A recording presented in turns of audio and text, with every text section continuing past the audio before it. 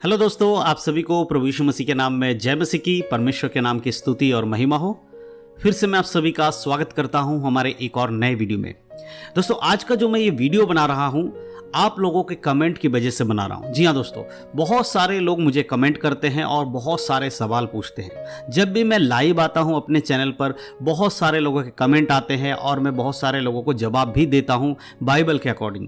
लेकिन बहुत सारे ऐसे सवाल भी मेरे पास आते हैं जो आप में से बहुत सारे भाई बहन लोग मेरे वीडियोस में कमेंट करते हैं और मुझसे पूछते हैं कि ब्रदर आप हमें ये बात बताइए, आप हमें वो बात बताइए। तो मैं उन कमेंट्स को पढ़ता हूँ। आप जितने लोग मुझे कमेंट करते हैं, हमारे वीडियोस में आकर कमेंट करते हैं, मैं आप सभी के कमेंट्स को पढ़ता हूं, पर्सनली पढ़ता हूं। और जब देखता हूं कि किसी एक विषय के लिए बहुत सारे लोगों ने कमेंट किया है, किसी एक टॉपिक के ऊपर बहुत सारे लोगों ने बात किया है, तब मैं कोशिश करता हूं कि आपके उन सारे कमेंट्स को लेकर एक वीडियो को बनाऊं और आप तक पहुंचाऊं, ताकि हर एक व्यक्ति को उस सवाल का जवाब मिल सके जिनके मन में इस एक सवाल होता है जिसका जवाब वो ढूंढ रहे होते हैं। तो आज भी मैं एक सवाल को लेकर आया हूं जो कि आपके द्वारा दिए हुए कमेंट में से है, क्योंकि बहुत सारे लोग मुझसे यह पूछ रहे थे कि ब्रदर हम पवित्र आत्मा से कैसे भर सकते हैं। हम प्रभु यीशु मसीह पर विश्वास करते हैं और हमें पवित्र आत्मा चाहिए, तो हमें ऐसे क्या करना चाहिए जिससे कि हमें पवित्र आत्मा जल्दी से जल्दी मिल जाए, और हम कैसे जानेंगे कि पवित्र आत्मा हमें मिल गया है। तो मुझे लगा कि नहीं, इस विषय के ऊपर मैं एक वीडियो बनाता हूं और विस्तार से वचन के द्वारा आपको समझाता हूं कि आपको आखिर क्या करना चाहिए जिससे कि आपको पवित्र आत्मा मिले और पवित्र आत्मा की अगुवाई में आप चल सके। तो आज के इस वीडियो में आपको वचन के द्वारा बहुत ही डिटेल में बताने वाला हूं, लेकिन वीडियो बहुत छोटा होगा, ज्यादा लंबा नहीं होगा, इसीलिए वीडियो को बड़े ध्यान से देखिए। जो वचन मैं आपको बताने वाला हूं उसको बड़े ध्यान से समझने की कोशिश करिए। अगर आज के वीडियो को आप अच्छे से समझ जाएंगे तो आप भी पवित्र आत्मा के दान और वरदानों को प्राप्त कर पाएंगे। तो चलिए दोस्तों, इस वीडियो को देखने के बाद अपने जो भी मसीह भाई बहन है उनमें शेयर जरूर करिएगा, ताकि उन लोगों तक भी ये वचन पहुंच सके। तो देर नहीं करते हुए आज के इस वीडियो को हम शुरू करते हैं। तो दोस्तों, जैसे कि मैंने वीडियो की शुरुआत में बता दिया कि आज मैं जिस टॉपिक के ऊपर वीडियो बनाने वाला हूं वो है पवित्र आत्मा कैसे पा सकते हैं। अगर आप प्रभु यीशु मसीह पर विश्वास करते हैं तो आपके भी मन में ये सवाल कई बार आता होगा कि मैं पवित्र आत्मा को कैसे पा सकता हूं, मैं क्या करूं जिससे कि पवित्र आत्मा मुझे जल्दी मिल जाए और मैं आत्मा के वरदानों से भर जाऊं। बहुत सारे लोग तो ये सोचते हैं कि हम पवित्र आत्मा को प्राप्त कर लेंगे और उसके बाद हम चिन्ह, चमत्कार, चंगाई, छुटकारा ये सब कर पाएंगे। तो इस तरह से बहुत सारे लोगों के मन में अलग अलग सवाल होता है। लेकिन सबसे इंपॉर्टेंट चीज यही है कि क्या हम में से हर एक व्यक्ति पवित्र आत्मा पा सकता है, या फिर कुछ चुने हुए लोगों को ही पवित्र आत्मा दिया जाता है, या कुछ चुने हुए लोग ही पवित्र आत्मा को पा सकते हैं। तो इस बारे में बाइबल क्या कहती है? देखिए, यीशु मसीह ने यह कहा था कि मैं जब स्वर्ग चला जाऊंगा, यानी कि संसार से अपने समय को खत्म करके, जब उनका काम था उसको खत्म करके जब मैं स्वर्ग में जाऊंगा, तब मैं एक सहायक तुम्हारे लिए भेजूंगा जो तुम्हारी सहायता करेगा। यानी वहां पर यह नहीं कहा गया था कि मैं पास्टर्स के लिए सहायक भेजूंगा, मैं विश्वासी के लिए सहायक भेजूंगा, मैं चर्च के बड़े बड़े सीनियर मेंबर्स के लिए सहायक भेजूंगा। ऐसा नहीं कहा था बाइबल में। प्रभु ने कहा जो मुझ पर विश्वास करेगा, मेरे वचन के अनुसार चलेगा, उन सब पर मैं अपनी आत्मा को उंडेलूंगा। मेरे प्रियो, इसका मतलब है कि पवित्र आत्मा सबके लिए है। और हम बाइबल में देखते हैं कि यहां तक कि पवित्र आत्मा का जो आग है, पवित्र आत्मा की जो सामर्थ है, वो अन्य जातियों पर भी उतरा है। यानी जिन्होंने उद्धार नहीं पाया था उनके जीवन में भी पवित्र आत्मा का काम हुआ है। तो मैं आपको सबसे इंपॉर्टेंट चीज बताना चाहता हूं कि देखिए, पवित्र आत्मा विश्वासियों के जीवन में भी काम करता है, पवित्र आत्मा अविश्वासी के जीवन में भी काम करता है। कैसे? जब पवित्र आत्मा किसी के मन को बदलता है तभी कोई प्रभु यीशु मसीह को अपने उद्धारकर्ता के रूप में ग्रहण कर सकता है। जब तक पवित्र आत्मा किसी के मन ना परिवर्तन करने की सामर्थ्य दे, तब तक कोई भी यीशु मसीह को अपने उद्धारकर्ता के रूप में नहीं मानता।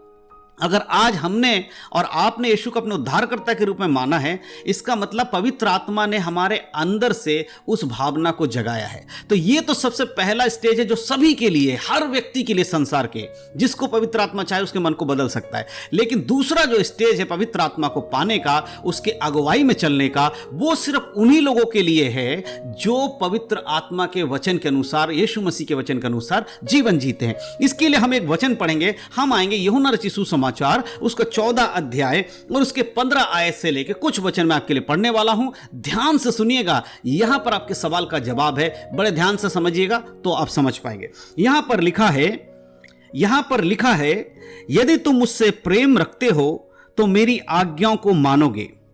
मैं पिता से विनती करूंगा और वह तुम्हें एक और सहायक देगा कि वह सर्वदा तुम्हारे साथ रहे।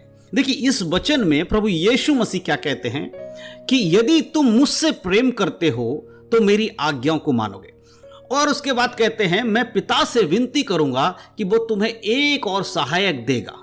कौन? पवित्र आत्मा देगा। अगर हम उसके आगे के वचन को पढ़ते हैं तब वहां पर हम इस चीज को देख पाते हैं। लेकिन सबसे इंपॉर्टेंट चीज यीशु मसीह यहां क्या कह रहे हैं कि यदि तुम मुझसे प्रेम करते हो तो मेरी आज्ञाओं को मानोगे।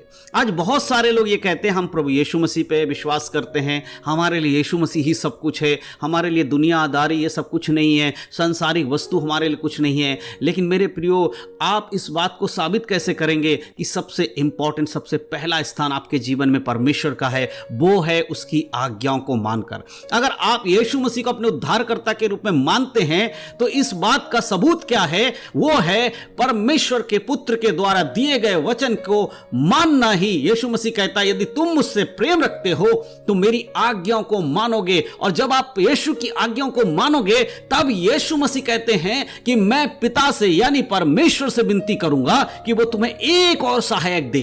कौन? अगर आगे पढ़ेंगे तो देखिए वहां पर लिखा है, अर्थात सत्य का आत्मा जिसे संसार ग्रहण नहीं कर सकता क्योंकि वह ना उसे देखता और ना उसे जानता है। तुम उसे जानते हो क्योंकि वह तुम्हारे साथ रहता और वह तुम में होगा। परमेश्वर के आत्मा, यीशु मसीह कह रहे हैं कि मैं पिता से विनती करूंगा और वो तुम्हें एक और सहायक देगा। वो कौन होगा? सत्य की आत्मा यानी कि पवित्र आत्मा जिसे संसार नहीं जानता, इस दुनिया के लोग नहीं जानते, लेकिन तुम जानते हो क्योंकि वो तुम में रहेगा।